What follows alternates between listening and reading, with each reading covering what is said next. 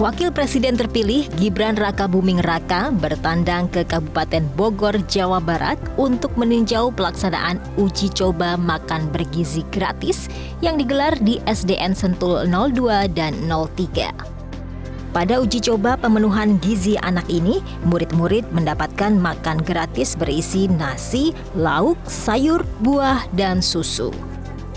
Dapat makan gratis sama susu. Tunjukin dong makanannya. Enak nggak makanannya? Enak.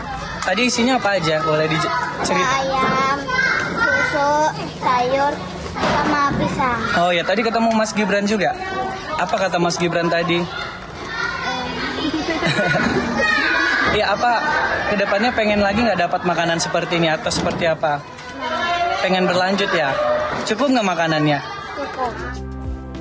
Wali murid mengapresiasi program makan yang memenuhi 4 sehat 5 sempurna ini. Bagus sih ya, anak-anak ya dapat makanan, habis pulang sekolah, terus vaksin makan, langsung diminum susunya. Tadi dapat apa aja Ibu? Tadi dapat ayam goreng, sayur capcay, sama susu.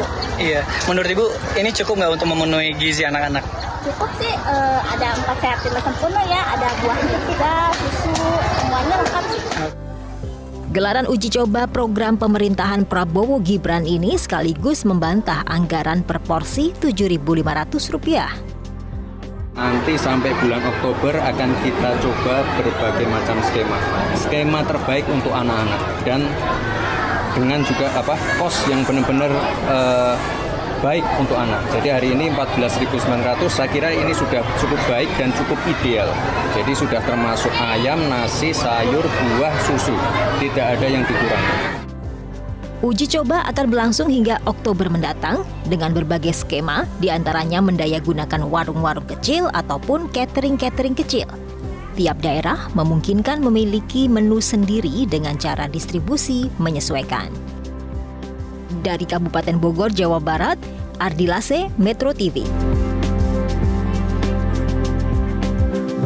Nah, pemirsa, untuk membahas mengenai stunting maupun gizi buruk dan juga dikaitkan dengan program pemerintah makan bergizi gratis, kita sudah tersambung dengan Profesor Ali Homsan, Guru Besar Departemen Gizi Masyarakat IPB. Prof. Ali, selamat siang, terima kasih atas waktunya. Jadi kan memang pemerintah tuh memasang target penurunan angka stunting 14% di akhir 2024. Menurut Prof. Ali sendiri, kalau berdasarkan dengan kondisi yang ada sekarang ini, apakah itu bisa tercapai, Prof?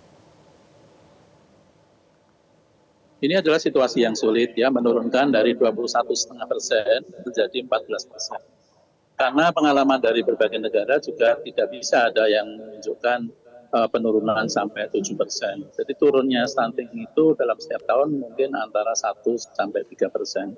Jadi kalau kita dengan target 14% itu tidak tercapai, tapi kalau target di bawah 20% itu harusnya bisa tercapai. Karena dari 21,5 kalau turun 2% itu menjadi 19% ya, sehingga itu sudah sudah keluar dari cut off point WHO yang menyatakan suatu problem kesehatan masyarakat apabila stuntingnya di atas 20%. Jadi harapannya itu yang bisa kita lakukan ya, menurunkan stunting sekitar 2 atau 2,5% sehingga dia bisa berada di bawah 20%.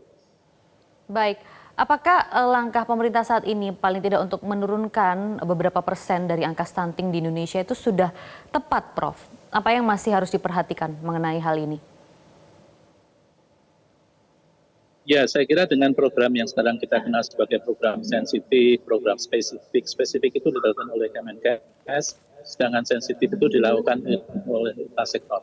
Jadi sebenarnya karena stunting itu adalah problem yang terkait dengan kurangnya asupan gizi, maka tentu saja pendekatan pangan ini yang harus lebih diutamakan. Pendekatan pangan itu artinya apa? Ya, kalau kita menemukan anak stunting, maka kita harus mencoba memberikan intervensi berupa pemberian makanan tambahan kepada anak-anak yang mengalami stunting tersebut.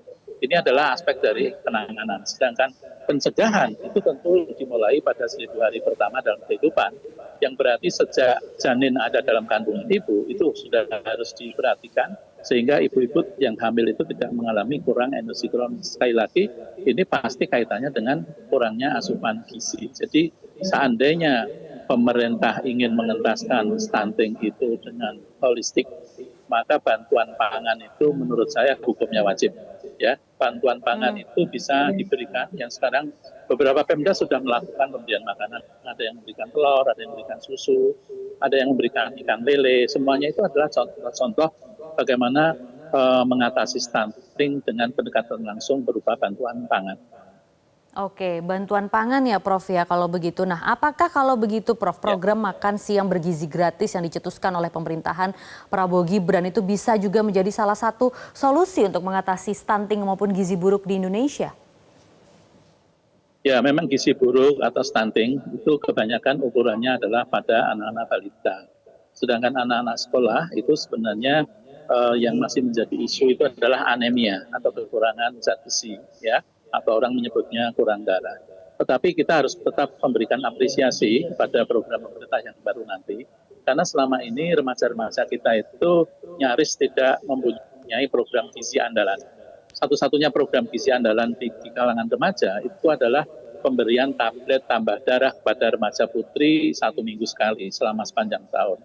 Jadi dengan adanya program makan siang gratis atau makan bergizi gratis, ini saya kira memberikan kontribusi penting pada generasi muda kita agar paling tidak ada peran pemerintah ya di dalam mencukupi kebutuhan gizi anak-anak remaja kita, dan nantinya mereka akan menjadi SDM yang lebih baik. Baik, kalau memang menyasarnya itu sebenarnya pada tingkat usia balita begitu ya, mungkin juga hingga PAUD, berarti alangkah lebih baiknya juga ada program pangan yang mengkhususkan untuk keluarga-keluarga yang memiliki balita begitu ya Prof ya? Ya, saya kira itu sangat penting. Jadi sebenarnya ketika kita ingin mengatasi atau mencegah stunting, itu kita juga harus memperhatikan apa yang disebut dengan keluarga berisiko memiliki anak stunting. Berisiko itu bisa kita cermati misalnya dari keluarga miskin, keluarga yang tidak mempunyai fasilitas kesehatan, keluarga yang tidak mempunyai JKN, barangkali itu termasuk orang-orang yang berisiko. Nah, oleh karena itu bantuan pangan pada orang-orang berisiko ini juga perlu diperhatikan, yang pada dasarnya adalah mencegah timbulnya stunting pada anak-anak yang belum stunting. Dan yang sudah stunting sendiri itu harus sudah diatasi.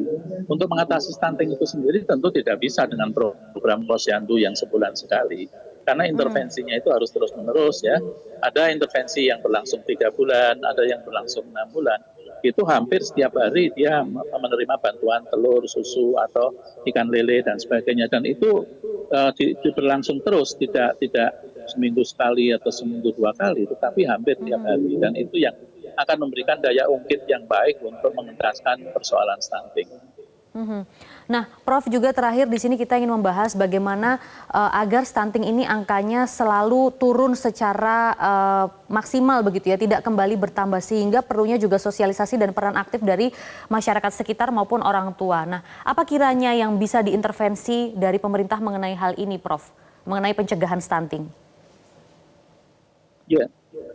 Jadi saya menginginkan kalau di posyandu itu program-program yang disebut dengan PMT, pemberian makanan tambahan, itu jangan sekedarnya lah. Yang saya katakan sekedarnya itu posyandu hanya bisa memberikan sebutir telur atau secangkir kacang hijau. Itu adalah program-program PMT yang sebenarnya tentu saja tidak cukup mempunyai daya ungkit yang baik untuk mengatasi persoalan gizi kurang ataupun stunting di masyarakat. Jadi mereka yang sudah teridentifikasi stunting atau berisiko stunting itu harus segera memperoleh intervensi yang saya katakan intervensi yang kontinus, bukan hanya yang sebulan sekali.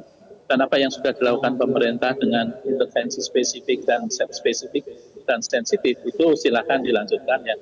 Dananya juga puluhan triliun itu untuk melakukan program-program lintas sektor. Dan kita tahu bahwa ini memang bukan tanggung jawabnya Kementerian Kesehatan saja, tetapi Kementerian Lintas Sektor itu juga harus ikut-ikutan membantu proses pengentasan stunting. Jadi sekali lagi saya menegaskan bantuan pangan itu sangat penting, dan bantuan pangan hewani itu menjadi sangat-sangat penting. Sehingga Pak Presiden sendiri dulu pernah mengatakan anak stunting jangan diberi biskuit ya, tetapi berilah pangan hewani, karena pangan hewani ini yang harganya dianggap masyarakat mahal dan bagi masyarakat miskin merupakan persoalan untuk mengakses pangan hewani. Baik, Guru Besar Departemen Gizi Masyarakat IPB Profesor Ali Homsan, terima kasih atas keterangannya mengenai stunting maupun gizi buruk di Indonesia kali ini. Terima kasih, Prof. Jelajahi cara baru mendapatkan informasi. Download Metro TV Extend sekarang.